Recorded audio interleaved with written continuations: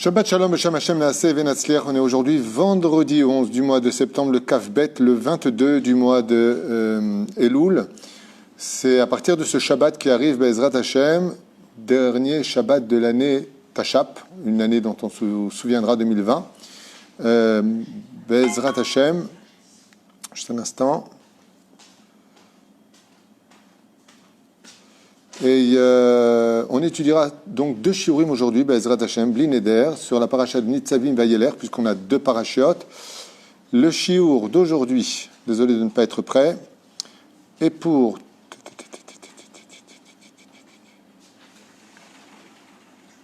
Où est-ce qu'on en est dans la liste? 2 secondos. Alors pour Eden, pour la réussite, la santé, et remercier Hachem. Elle ne veut pas qu'on donne plus que ça comme nom, donc on ne dira pas son nom. Juste Eden, qui a acheté ce shiur, Be'ezrat Hashem, à qui on souhaite tous les bonheurs du monde, réussite, santé, et remercier Hachem pour tout. Voilà, Be'ilum Shem. On souhaitera une grande réfoua shlema pour tous les malades d'Israël, Moratimi, Agdosha, Vatora, Saratalia, Batefret Miriam, Ayekara, Ufren, Asher Jami, Ayakar, Moshe Ben Asher Jami, Miod. Chez Ayahomed Barishima, j'ai oublié, peu importe. Refoua Shlema Bachlama Meira Lekol Cholei Israël Bechol Atar Ve'atar. On remerciera tous ceux qui nous soutiennent. On a dépassé les 100 familles qui nous demandent de l'aide. Donc ceux qui peuvent avant les fêtes, Be'ezrat Hashem Tavo Alechem Beracha, Nicole Alev, Yochanan Lalou Ayakar Toda Rabba. Et puis bon, il y a une longue liste, donc je ne vais pas la dire maintenant, sinon ce serait trop long. On souhaiterait une grande réfoua shlema aussi pour Menaché Ben Yola, Yonoa Bat Michel, Jonathan Eliaou Ben Noah, Be'ezrat Hashem David Chaim Ben Noah, Myriam Bat Noah, à qui on souhaite vraiment une très très très bonne santé, une grande atzlacha pour tous nos tormim une fois de plus, et Leilou Nishmat Kol Mete Israël Bichlalam, Yehuda Ben Eliaou Sayad Ayakar, Aleva Shalom, Zchuto Yagen Alenu Bashamaim, רומזותיו וכן השם הטוב האישה צנועה ציפורה בת זיליגמן למשפחת לוי. כן. וכל חולי ישראל וכל מתי ישראל. On commence avec deux parachutes. Atem nitzavim hayom kulchem. On va parler du libre arbitre en quelques instants par rapport à cette paracha de Nitzavim Vayelech qui se lie donc ensemble pour ce Shabbat Kodesh. Atem nitzavim hayom, cette paracha de Atem nitzavim, comme vous le savez, se lit toujours avant Rosh Hashanah. Et je rappellerai d'ailleurs à cet insu que nous sommes dans la dernière semaine qui mène à Rosh Hashanah, donc la dernière semaine de l'année juive. Ce qui fait que le Shabbat dans lequel nous allons rentrer, c'est le dernier Shabbat de cette année qui n'a jamais existé avant, qui n'existera plus jamais après. Le dimanche pareil, le lundi pareil, et ainsi de suite. C'est pareil pour tous les jours. Seulement, il y a un enseignement, une ségoula extraordinaire qui nous est donné.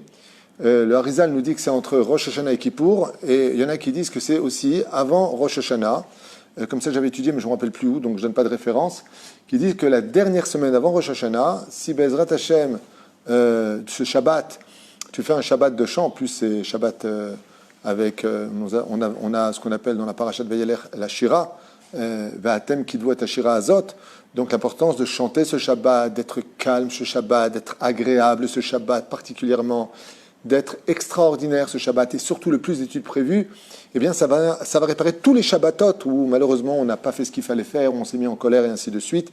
Le dimanche qui arrivera pareil, le lundi qui arrivera pareil, si Be'ezrat Hashem on étudie ce lundi qui arrive par exemple, ou mardi qui arrive, et qu'on n'a pas étudié les autres lundi ou mardi ou mercredi de l'année, eh bien ce Shabbat a la force ces jours-là de la dernière semaine auraient la force de réparer tous les jours de la semaine précédente où on n'a pas été à la hauteur. Donc c'est vraiment extraordinaire. C'est vrai que c'est dur de faire teshuva, c'est vrai que c'est dur de tenir le cap, mais quand on voit tout ce qui nous est offert à chaque fois pour nous réparer, on peut dire que c'est aussi facile de faire teshuva comme c'est marqué, Lo Bashamayim I, elle n'est pas au-delà du ciel, elle n'est pas au-delà des océans. Cette Torah-là, il te suffit juste de la prononcer avec tes lèvres. Beficha ou bilvavecha la soto, elle est dans tes lèvres et dans ton cœur pour la mettre en application. En d'autres termes, comme disait Maran Rav Kook, la raison principale pour laquelle les gens ont du mal à faire teshuva, c'est parce qu'ils ne croient pas en la facilité de faire teshuva, même si c'est dur d'être juif. Quoi qu'il advienne, il y en a qui disent aussi que cette semaine-là, comme le Rizal, je crois que le Rizal, il dit que c'est entre Rosh Hashanah et Kippour. Mais moi, j'avais lu que c'était Dafka, la dernière semaine de l'année. Donc profitez bien de ce Shabbat. Et s'il y en a qui sont en confinement parce que c'est ce qu'il doit être pour eux, c'est ce que Dieu veut, ça veut dire que vous aurez plus de temps pour l'étude et donner de la joie à Dieu entre rendez-vous privés apparemment. C'est ce que Dieu veut. Eh bien, c'est ce qu'il y aura. Donc, Atem, Nitzavim, Ayom, Kulchem, Lifnei Hashem, Elokechem, Vechashechem, Shitechem, Ziknechem, Shotrechem, Kol Ish Israël. Tout le monde se tiendra devant le Bet Din d'en haut, le jour de Rosh Hashanah. Et en même temps, bien entendu, c'est aussi une allusion à nous-mêmes qui, un jour, viendra, où on se tiendra devant Hashem, Bezrat Hashem, pour pouvoir donner des comptes. Alors, la question qui se pose, Atem Nitzavim. Nitzavim, vous vous présentez, vous vous tenez debout devant Hachem. L'Itiatsev, c'est se présenter en hébreu. Eh bien, ça vient quand même nous annoncer une bonne nouvelle. Ça veut dire qu'on viendra tous devant le Beddin. Tous. Nitzavim. Alors que le premier Télim du roi David nous dit que les Réchem ne peuvent pas se tenir devant Hachem. Alors quand on regarde les textes de cette paracha extraordinaire, on va se poser la question suivante. Veshavta ad Hachem Elokecha. Et tu feras donc teshuva, tu reviendras vers l'Éternel ton Dieu. Veshamata bekolo. Et tu écouteras sa voix.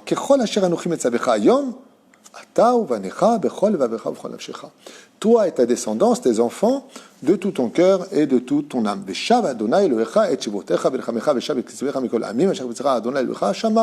l'Éternel, ton Dieu, te ramènera de parmi les nations du monde sur la terre d'Eretz Israël. Pour ceux qui n'ont pas encore compris, ça fait partie de la tchouva de revenir en Israël. Et donc toi, tu reviendras vers Hachem, que tu le veuilles ou pas, de toute façon, tu feras teshuva. Ou par le biais de la réincarnation, où tu seras pieux, ou par des bonnes nouvelles, ou pire, comme c'est marqué dans cette paracha, de mauvaises nouvelles. C'est-à-dire que si, dans la paracha de Vayeler, c'est très dur ce qui a marqué là-bas, c'est une allusion d'ailleurs à la Shoah, eh bien, si, comme c'est marqué, Bachari Tayemi, à la fin des temps, je détournerai ma face de vous, vous appellerez, je ne vous répondrai pas, vous direz où est Dieu, comme ça que c'est marqué dans Vayeler. Bachari Tayemi, à la fin des temps. Pourquoi? Parce que l'Éternel nous dit Kitishma bekol Adonai Elohim lishmor mitzvotav vechukotav vektuva besefer Torah azeh kitashuv el Adonai Elohecha bechol levav vechol nafshecha. C'est pas simplement que tu feras tchouva, dit Hachem, que tu le veuilles ou pas. C'est pas simplement que tu feras tchouva. Tu feras tchouva de tout ton cœur et de toute ton âme. Car ce que je te demande n'est pas tellement loin, je te donne tellement de possibilités. Comme ça, il dit à Kadosh Baruch Hu, ne dis pas, allez au-dessus du ciel, et qui c'est qui va nous chercher, et qui pourra nous l'amener cette Torah. Mais non plus pas au-delà des océans. Il est mort, et qui pourrait nous apporter cette Torah qui se trouverait au fin fond des océans pour nous la faire entendre. Car la Torah est très très très proche de toi. Et donc voilà ce qu'on nous propose dans cette paracha de Nitzavim. Et quand on continue, c'est un petit peu la même chose qui est dit ici. L'Éternel, Akadosh Baruch Hu, nous demande de faire teshuva. Et il nous dit, c'est moi Dieu, c'est moi qui décide, je ne te demande pas ton avis. Pourtant, quand on arrive dans la paracha de Vayeler, Akadosh Baruch Hu nous dit quelque chose de bizarre. Il nous dit, j'ai créé la vie, j'ai créé la mort, j'ai créé le bien, j'ai créé le mal, ou bacharta, bachaim, et je te demande de choisir la vie. Alors, comment ça se passe vis-à-vis du libre arbitre? Parce que malgré tout, le but de ce monde, eh bien, c'est le choix des armes. Comment tu veux arriver à faire teshuva? Comment tu vois ta vie? Comment tu vois l'évolution de ton judaïsme? La réponse est très ambiguë, parce que tout ce qui touche au libre arbitre est resté un petit peu sans réponse. Le libre arbitre est une dimension qui nous dépasse complètement. Pourquoi? Eh bien, parce qu'il peut arriver des fois que Dieu nous laisse un total libre arbitre, vraiment face au choix, et on va expliquer c'est quoi. Deuxièmement, il arrive aussi des fois que Dieu nous annule le libre arbitre. C'est très compliqué, comme ça s'est passé pour Yehuda quand il a vu Tamar. Le Zohar nous dit que Dieu lui a retiré son libre arbitre. Il avait besoin de tromper le Yetzer Hara pour que de l'histoire de Tamar naissent deux jumeaux, Peretz et Zerach, et que de là vient le Melech HaMashiach qui est venu par une espèce d'interdit pour tromper le Yetzer Hara, et donc il a eu besoin de faire un croche-patte entre guillemets à Yehuda, fils de Yaakov, et donc des fois le libre arbitre, il s'annule, mais ça c'est des comptes divins. Et puis des fois, Dieu il a vraiment besoin que tu tombes, parce qu'il a besoin que, comme tu dois aller dans un endroit qui doit être représenté par la punition, tu ne peux pas avoir de punition si tu ne mérites pas de punition. Donc des fois, eh bien Dieu provoque des petits croche-pattes plus importants, comme c'est le cas d'Abraham Avinu, quand Dieu lui demande de partir de Ur Kasdim, d'aller vers Eretz Israël. Qu'est-ce que fait Hachem? Eh bien, il le bloque. Il lui dit, va là-bas. Et alors? Et il lui met la famine. Et alors? Eh bien, pour quitter Israël, il faut des raisons valables. Et l'une d'entre elles, c'est quand on n'a pas de parnassa du tout.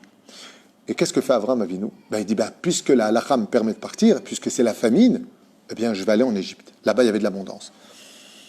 La Gemara nous dit que Dieu lui a dit, à ce moment-là, Avram, tu as manqué d'Emouna. Si tu étais rentré en Eretz Israël avec le bitachon et que tu m'aurais fait confiance, sache que le Dieu qui donne à manger en Égypte, c'est le même qui donne à manger en Eretz Israël. Pourquoi tu n'es pas rentré? Et Avram a répondu, mais je ne peux pas rentrer avec toutes les âmes que j'ai ramenées avec moi, et qu'est-ce que je vais leur donner à manger? Akadosh Baruch Hu lui dit, oui, mais tu as quand même fauté. Et parce que tu es descendu en Égypte, Chayecha, que toute ta descendance descendra en Égypte. Waouh, quelle punition! Le Harizal nous dit, ouais, mais c'est pas tout à fait juste. Pourquoi? Comme c'est marqué dans le livre Sod HaChashmal, parce que Hachem avait besoin que les enfants d'Israël descendent en Égypte, récupérer les étincelles de la faute originelle dont eux-mêmes sont venus en tant que Neshama précédente d'Adam Arishon. Et donc Hachem avait vraiment besoin que le peuple descende. Mais comment je vais faire descendre un peuple qui ne mérite pas d'être puni? Réponse, ouais mais Avram, t'as déliré ici. Avram répond, oui mais il y avait la famine. Qui a mis la famine? Dieu répond, c'est moi. J'ai mis la famine parce que je devais te mettre à l'épreuve et te propulser un petit peu vers cette direction. Et Ma'adavar Domé, à quoi ça ressemble? C'est un jour un père qui voulait offrir à sa fille une très très belle bague, un très très beau bijou avec un diamant. Et il s'est rappelé que le bijou était dans un coin de la maison. Et il dit à sa fille, tu peux venir un instant? La fille n'a pas entendu. À ce moment-là, le père lui dit, comment? Ton père, il t'appelle en hurlant et tu viens pas? Comme ça, tu obéis à ton père? Il n'y a pas marqué, Vayomer Inneni, me voici. Et la petite a répondu, mais j'ai pas entendu, désolé papa. Haine d'avoir casé, je te l'ai pourtant demandé, c'est vrai que tout a été fait. Mais le père a fait exprès de descendre le ton de sa voix pour que ce ne soit pas vraiment audible. Je ne sais pas si ça se dit. Elle n'est pas entendre. Elle n'a pas comment on dit audible? Comment on dit audible? Audible. Je savais bien qu'il y avait un truc comme ça.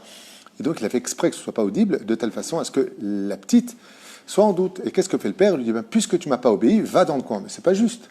Ben, quelque part, c'est un peu juste. Tu aurais dû faire attention dès que ton père ouvre la voie. De l'autre côté, tu aurais dû prononcer plus fort pour ne pas la déstabiliser. Quand elle est partie au coin, la petite dit, mais papa, regarde, il y a une bague avec un très beau diamant ici. Et le père lui fait un grand sourire en lui disant, mais cette bague, elle est pour toi, chérie. Ça veut dire que des fois, Dieu, dans le libre arbitre, il a besoin, des fois, je dis bien des fois, de détourner un petit peu les choses pour que les choses atteignent un système dont lui veut que l'on récupère. C'est ce qu'on appelle l'Intzotzot. On revoit cette image à l'échelle nationale et internationale dans Masechet Pesachim.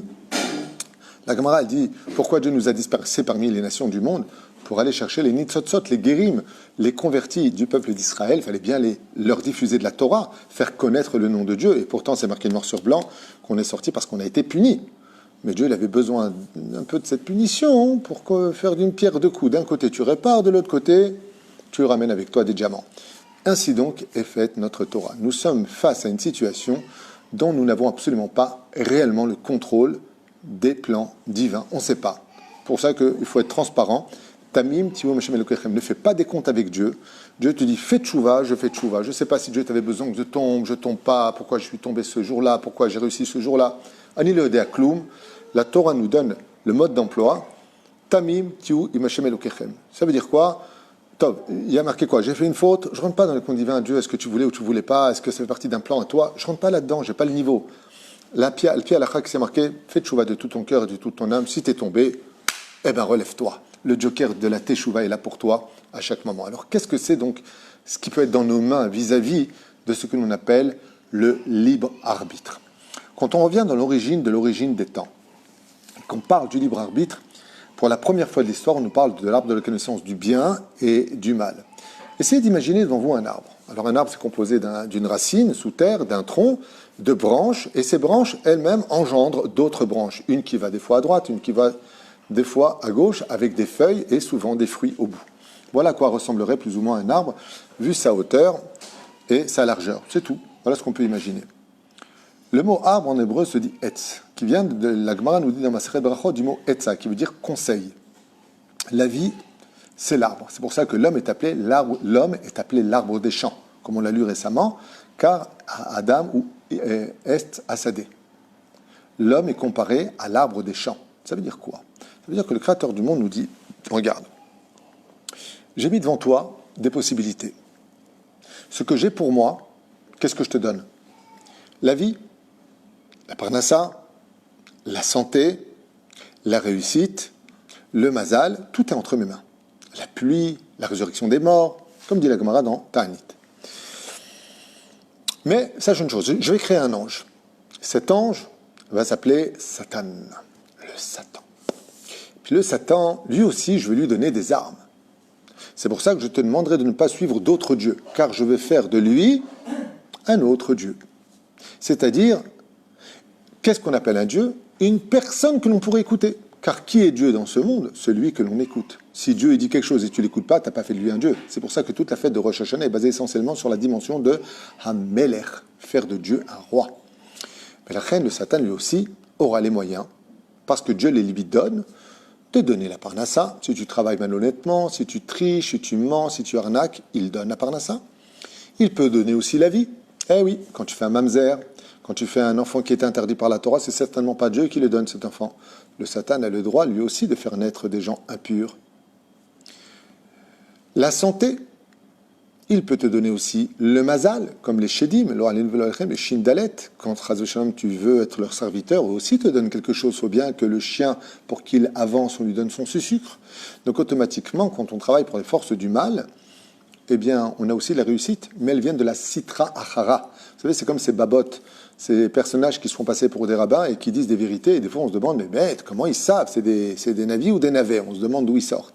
Réponse, ça vient des forces du mal. Et avec les forces du mal, on peut même acquérir toute la Torah, comme ce fut le cas de Bilam, Shioda, Da'at Elyon. Bilam, lui aussi, connaissait la pensée du Très-Haut, mais il l'apprenait d'où?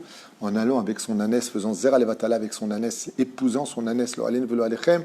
Les forces du mal donnent aussi de la réussite, comme on le voit dans les 10 plaies. Moshe prend un bâton, le rend serpent. Pharaon prend un bâton et le rend serpent. Et Moshe rend le Nil rempli de sang. Pharaon vient et prend le Nil rempli de sang. Moshe fait sortir les grenouilles. Eh bien, lui aussi fait venir les grenouilles. Pour t'enseigner que ce que donnent les forces du bien, ce qui vient d'Hachem, eh bien, le mal aussi peut le donner. Et ça, c'est placé dans cette dimension qu'on appelle l'arbre de la connaissance du bien et du mal. Alors, les religions, si on prend par exemple la religion islamique, va baser sa philosophie, comme d'ailleurs même d'autres grands philosophes, comme il s'appelle Aristote, entre autres, et bien d'autres, je ne vais pas perdre de temps avec ça, disait qu'en fin de compte, tout est déjà préprogrammé, tout est déjà prévu, ce qu'on appelle le mektoub. Alors, est-ce que c'est vrai ou faux? Est-ce que la destinée de chacun de nous est déjà préécrite? On devait de toute façon se rencontrer. Je devais de toute façon t'épouser. Je devais de toute façon avoir tant d'enfants. Je devais de toute façon toucher ceci et cela. La Gemara nous répond comme ça, très brièvement. 40 jours avant la venue d'une personne au monde, tout sera fixé pour lui. Tiens donc, s'il sera riche ou pas, s'il sera en bonne santé ou pas, s'il sera grand ou petit, s'il sera beau ou moche, si et si et si, sauf une chose, la crainte du ciel. S'il sera tzadik ou racha, la Gemara nous dit, ça c'est pas fixé par Dieu. C'est uniquement l'homme qui décidera de par lui-même s'il sera tzadik ou racha. Mais, est-ce que la prédestinée existe? Réponse, pas vraiment, mais les kélim, les ustensiles de sa vie sont déjà entre ses mains. Ça veut dire que, après ce qu'on vient d'entendre, une personne qui réussit dans les affaires n'a pas intérêt à dire « je suis une bombe ». C'est fixé 40 jours avant que tu sois venu au monde que tu sois riche. Pourquoi? Parce que comme toute notre vie dépend des réincarnations déjà prévécues, donc automatiquement tu reviens avec des armes, avec des données, comme une puce électronique qu'on met dans un ordinateur. Quand tu appuies, il te met Word, il te met toutes sortes de programmes qui sont déjà préprogrammés, c'est pas toi qui les inventes. Ils sont dans la puce, à toi de les faire sortir. De la même façon, c'est déjà en nous, mais c'est fait pour être sorti. Alors juste pour finir, cette grande parenthèse sur la paracha de Aten, Mitzavi Mayom, que Dieu nous dit de toute façon au frais de Tchouva. Alors Dieu Bevadai qu'il aura le dernier mot, nous sommes le peuple d'Israël, et le peuple d'Israël reviendra tous à la table de papa, car il est hors de question que Dieu perde son pari. Seulement, le temps, c'est la seule chose qui est entre nos mains. Si tu fais tchouva vite, tant mieux, tu gagnes du temps, tu fais gagner la Géoula plus de temps, tu fais gagner le Créateur plus de temps, et donc on pourra tous vivre la Géoula plus vite. Tu fais le lourd, j'ai pas envie, je ressens pas, c'est n'importe quoi, patati patata, comme c'est marqué, libo, donc vous allez suivre la bêtise de votre cœur avec vos pulsions, et j'ai envie et pas envie. Résultat, qu'est-ce qui te répond? Hachem, dans l'ensemble de la paracha, tu me fais juste perdre du temps. C'est comme un enfant qui refuse d'obéir à ses parents. Les parents lui disent, tu peux monter et descendre, tu finiras par aller là-bas. Ça prendra peut-être du temps, parce que le petit va se sauver, parce que le petit va essayer de se défendre, parce que tout ce que tu veux. Mais le dernier mot, c'est les parents qui l'auront. Bassof, 2 jours plus tard, allez, 1 semaine, 1 an, 10 ans, 20 ans, 1000 ans, peu importe, Dieu a le temps. Tu iras là-bas. Ne pas faire teshuva, c'est tout simplement perdre du temps. Sachez-le. À parachat de Nitzavim, c'est marqué de façon explicite dans plusieurs langages. אתה לא חוזר בתשובה, אתה סתם מאבד זמן. חבל על הזמן. עוד פעם אתה מעכב. מעכב, והיה עקב תשמעון. חבל. חבל de perdre du temps. Parce que tu le veuilles ou que tu ne le veuilles pas, tchouva, tu feras. Alors tu peux faire tchouva avec la crainte, avec l'amour, avec une bonne nouvelle, avec un incident très grave, avec une réincarnation, avec un rêve, avec ce que tu veux. Aval tchouva à tatarzor. Le dernier mot, tu l'auras pas. Parce que si chas v'shalom, tu fais perdre du temps, c'est toute la terre entière qui va subir à cause de toi. C'est-à-dire que tu es mis à kev et ta geoula, c'est-à-dire que tu retardes la geoula. D'où l'importance de ce rendez-vous si important de Rosh Hashanah pour chacun de nous, où d'un coup on prend conscience que qu'est-ce que va devenir demain pour nous? Qui va avoir une parnasse après Rosh Hashanah? Qui va vivre? Qui va être en bonne santé? D'un coup on a peur. C'est pas qu'on a peur vraiment, c'est que on prend conscience qu'on peut changer les choses. On prend conscience qu'on peut d'un coup peut-être améliorer la situation. Rosh Hashanah, c'est le renouvellement aussi du Mazal. Donc on se dit, allez, peut-être que cette fois, on peut vraiment faire quelque chose. Alors, qu'est-ce que c'est le libre arbitre? En 2 mots, c'est très simple. Imaginez un arbre devant vous, avec toutes les branches, les fruits, tout ce qu'on a dit. Et qu'un homme marche dessus. Un homme marche sur cet arbre. Donc, vous l'imaginez. Et puis, il a une branche qui va à droite. Et d'un coup, il a l'opportunité d'aller à droite. Alors il va s'engager sur cette branche.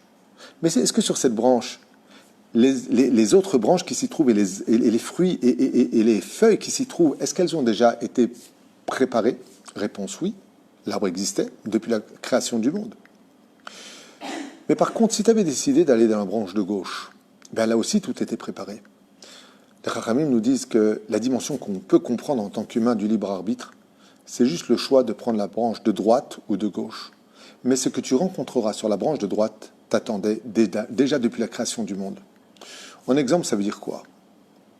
Ça veut dire que si un jour tu décides d'aller à la Beth Knesset et que tu décides de te renforcer, alors sache que peut-être, c'est un exemple, dans la Ezrat Nashim, là où se trouvent les femmes, il y a ta femme qui t'attendait.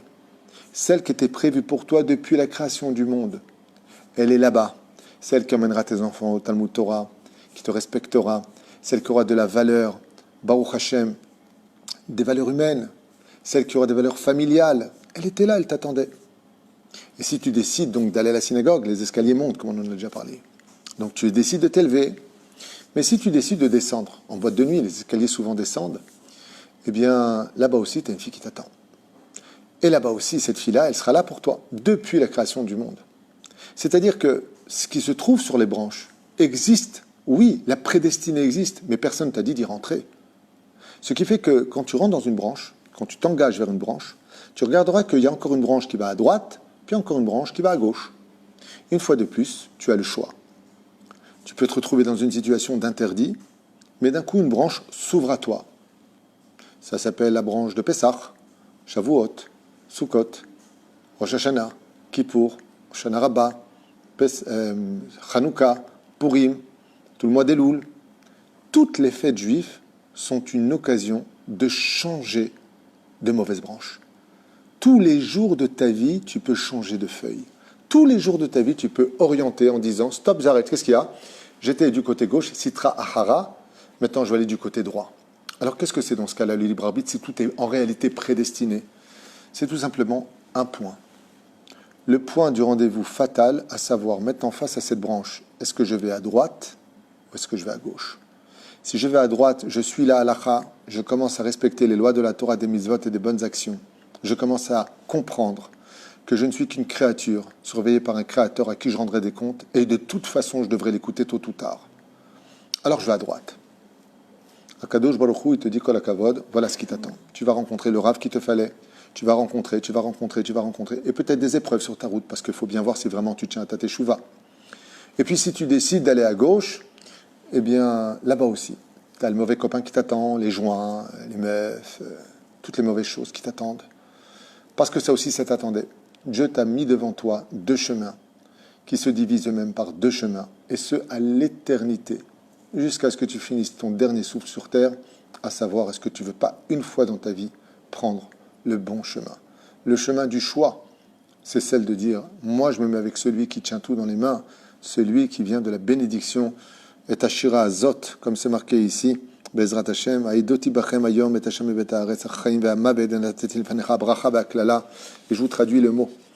Et j'ai mis devant toi la vie et la mort, dit Dieu.